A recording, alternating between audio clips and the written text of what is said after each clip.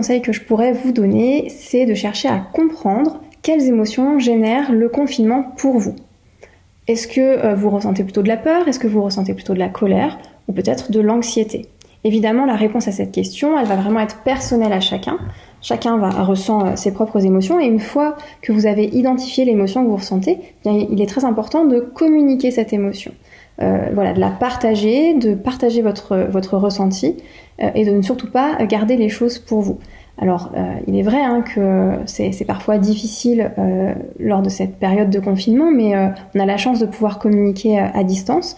Donc voilà, surtout, malgré l'isolement, ne perdez pas le contact avec vos proches. Et si vous en ressentez le besoin, vous pouvez aussi vous rapprocher de professionnels, parce qu'il faut savoir que de nombreux psychologues proposent des consultations à distance en ligne. Parce qu'il est tout à fait normal de ressentir des émotions négatives, et d'autant plus dans des situations exceptionnelles comme celle que nous sommes en train de vivre en ce moment. Il n'y a pas de honte à avoir. Alors évidemment, accepter ces émotions négatives, ça ne veut pas dire se laisser submerger par ces émotions négatives.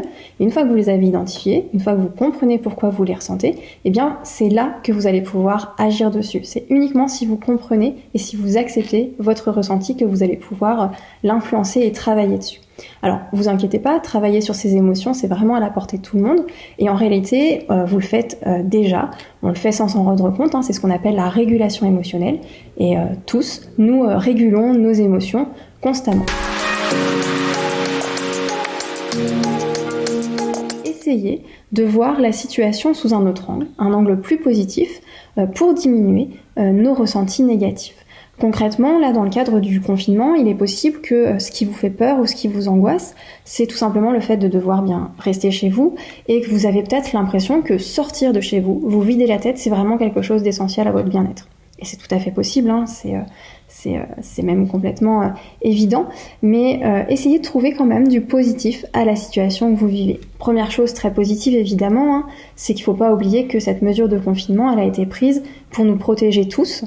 Et ça, c'est quand même quelque chose de très positif, mais c'est pas forcément la seule chose positive que vous pouvez trouver à votre situation. Donc, essayez de voir quelles sont les choses positives que vous pouvez tirer de la situation. Et surtout, une fois que vous avez trouvé ces choses positives, n'hésitez pas à les communiquer. Parce que les émotions, c'est quelque chose de très contagieux.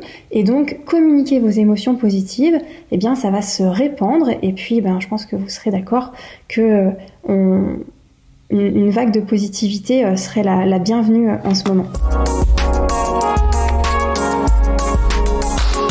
Un élément très important, ça va être tout ce qui est de l'ordre de la distraction. On va pouvoir distinguer deux types de distractions, des distractions internes qui vont consister à penser à autre chose, par exemple repenser à un moment de bonheur, à un souvenir heureux, ou alors se projeter dans le futur, qu'est-ce qu'on va pouvoir faire après tout ça, parce que c'est une situation qui va s'arranger, il y a un moment où cette mesure de confinement va s'arrêter, qu'est-ce que vous allez pouvoir faire de positif ? Ensuite, le deuxième type de distraction, c'est toutes les distractions externes, donc toutes les activités que vous pouvez faire chez vous. Du coup, ça peut être faire du sport à l'intérieur ou dans votre jardin si vous en avez un, regarder la télévision, lire des livres, passer du temps avec vos enfants, faire toutes ces petites choses que vous aviez laissées de côté et que vous n'aviez pas le temps de faire chez vous.